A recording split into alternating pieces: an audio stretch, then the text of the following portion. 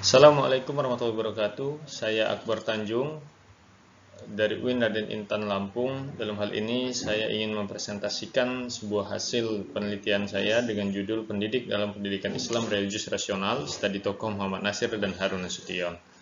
Plan ini saya presentasikan guna mengikuti International Conference on Islam, Law and Society atau INCOILS yang akan dilaksanakan pada tanggal 16 sampai dengan 20 Desember 2021.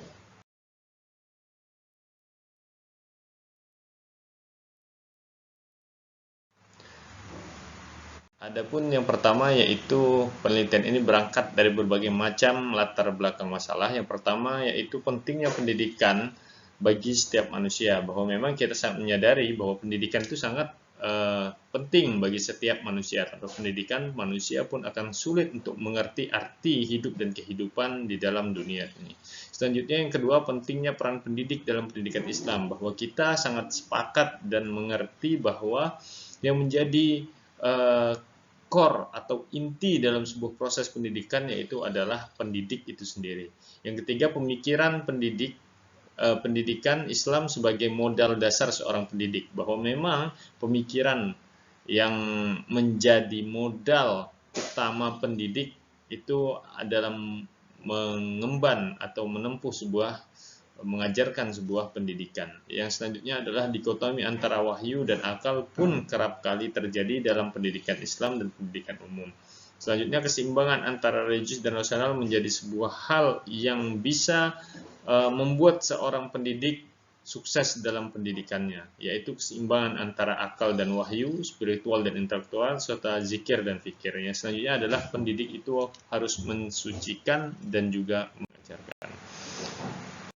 Selanjutnya, rumusan masalah dalam penelitian ini ada 3, yaitu hakikat pendidikan, karakteristik pendidik dalam pendidikan Islam religius rasional, serta tugas pendidik dalam pendidikan Islam religius rasional.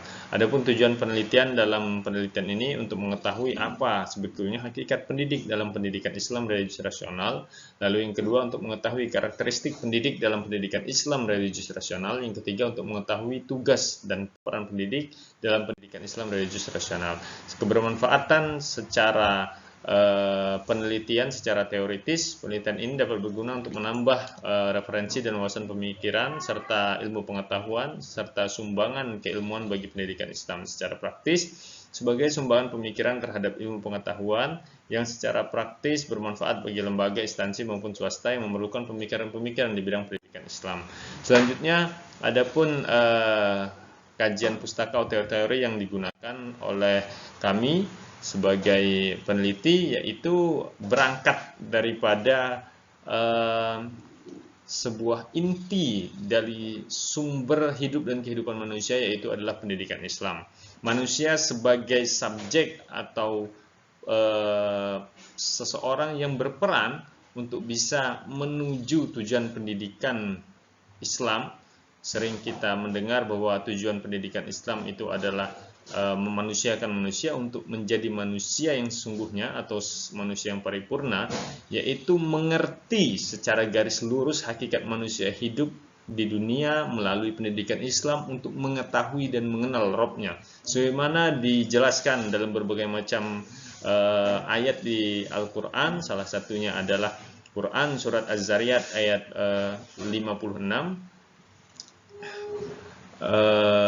wa ma khalaqtul jinna wal insa illa liya'budun, bahwa memang kita itu diciptakan hanya untuk menyembah Allah Subhanahu wa taala. Nah, adapun untuk bisa mencapai daripada tujuan pendidikan Islam itu sendiri, yaitu mengenal Robnya, mengenal Tuhannya, atau tujuan akhirnya adalah kesuksesan ukhrawi, itu perlu dua keseimbangan yang dinamakan akal dan wahyu atau religius dan rasional, yang nantinya akal itu akan menjadi sesuatu asupan bagi jasmani dan wahyu menjadi asupan bagi rohani. Ya, jasmani yaitu menggerakkan kemampuan intelektual kita, ya, dan rohani menggerakkan kemampuan spiritual kita, sehingga keseimbangan antara pengajaran dan penyucian jiwa itu terwujud bagi peserta didik dan juga bersumber sebagai subjeknya adalah seorang pendidik. Nah, kedua-duanya akan bersatu dalam sebuah jiwa, maka qalbun salim fi jismis salim. Baik, yang ketiga, adapun metode penelitian yang penulis gunakan adalah penelitian kajian pustaka dengan teknik analisis data menggunakan analisis konten. Ya.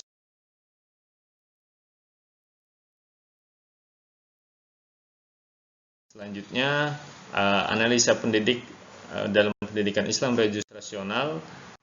Tentu, mengapa alasan peneliti mengambil kedua tokoh tersebut? Muhammad Natsir kita tahu adalah seorang praktisi pendidikan, di samping juga dia adalah seseorang yang banyak memberikan argumen-argumen serta pemikirannya terkait dengan sumbangsih tidak adanya dikotomi antara wahyu dan akal.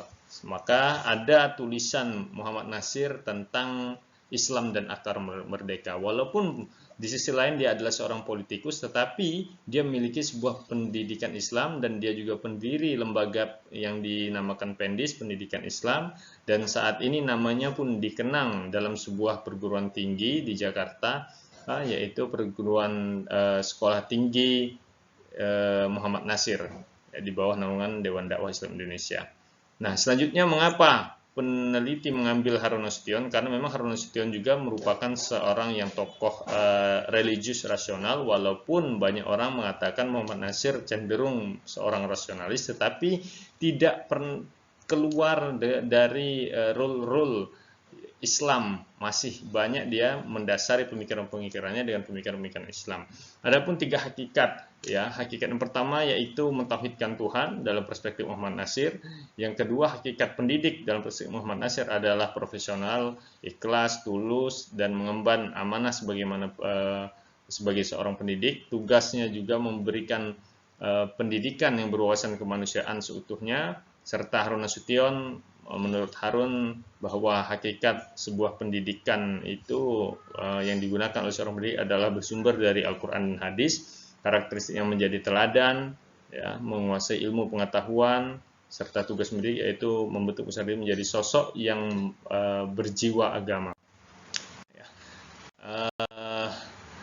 Adapun komparasi atau persamaan dan perbedaan dalam kedua tokoh ini, yang pertama, ya, kedua-duanya sama-sama mendasarkan bahwa hakikat pendidik dalam pendidikan religius rasional itu adalah bersumber dari Al-Quran dan Hadis. Yang kedua, kedua-duanya pun sama-sama menyepakati bahwa akal dan wahyu menjadi sebuah tidak ada dikotomi antara akal dan wahyu, serta tidak ada juga kontradiksi antara akal dan wahyu. Nah, selanjutnya hasil daripada penelitian ini, kesimpulan akhir dalam penelitian ini, pertama, seorang pendidik harus paham bagaimana hakikat dasar dan kedudukannya dalam sebuah pendidikan. Mereka harus memiliki bekal, terutama pola pikir serta kerangka berpikir, dan juga tidak mendikotomikan kedua hal yang sangat mendasar, yaitu akal dan wahyu, religius rasional. Yang keduanya harus memiliki oleh seorang pendidik.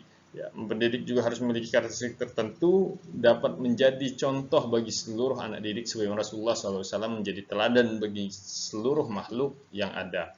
Maka keseimbangan yang harus dimiliki dari pola pikir, pola zikir, pola rasa seorang pendidik itu sangat penting dalam mempengaruhi dan memberikan ajaran-ajarannya terhadap anak-anak didik. Mengapa demikian? Karena sumber hidup dan kehidupan daripada anak didik, peserta didik itu adalah pendidik, dan sumber daripada pendidik itu adalah pemikiran serta keilmuan, pola pikir dan kerangka berpikir yang dimiliki oleh seorang pendidik.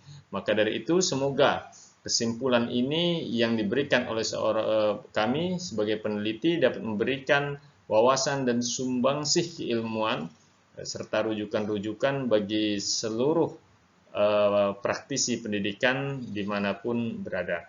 Terima kasih. Wassalamualaikum warahmatullahi wabarakatuh.